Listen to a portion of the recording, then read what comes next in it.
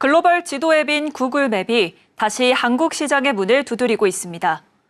구글맵은 그동안 안보를 이유로 정밀 지리 정보를 받지 못해 한국 시장에서는 유독 힘을 쓰지 못해왔는데요. 구글이 9년 만에 다시 데이터를 요청하며 국내 시장을 두드리자 글로벌 경쟁력을 갖추지 못한 국내 지도앱 업계는 비상이 걸린 분위기입니다. 이수빈 기자입니다. 한국 지도 시장에 안착하지 못한 구글맵이 다시 국내 진출을 노리고 있습니다. 국내 지도 앱들의 경쟁 대비가 미비한 가운데 구글맵이 국내 진출에 성공하면 시장을 장악할 수 있다는 우려가 나옵니다. 업계에 따르면 구글은 최근 우리 정부에 고정밀 지도 데이터의 해외 반출을 요청했습니다. 구글이 이번에 요청한 데이터는 국토지리정보원에 있는 5,000대의 축적의 국내 고정밀 지도. 구글은 지난 2016년에도 이 같은 데이터를 요청해왔으나 정부는 국가 안보를 이유로 그간 반출을 허용하지 않았습니다. 다만 이번 요청에는 우리 정부가 원하는 대로 중요 안보시설 등의 블러 처리를 하겠다는 조건을 내건 상태입니다. 구글맵은 전 세계적으로 가장 많이 활용되는 지도 앱 중 하나. 그러나 상세 지리 정보를 제공받지 못한 탓에 정밀성이 떨어져 유독 한국 시장에서 힘을 쓰지 못해왔습니다.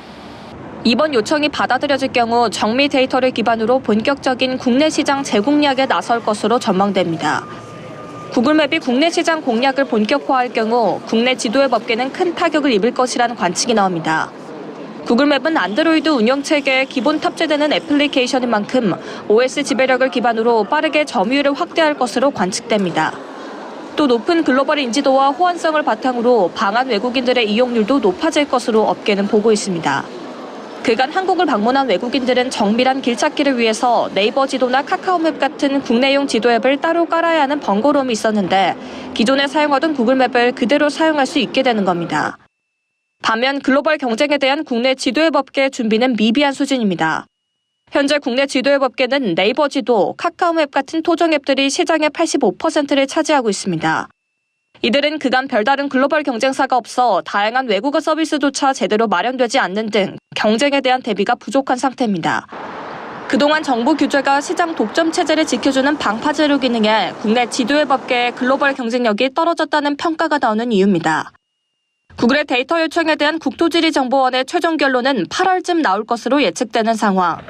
요청이 받아들여지면 구글맵은 빠르면 올 하반기부터 본격적인 국내 시장 공략에 돌입할 것으로 관측됩니다. 서울경제TV 이수빈입니다.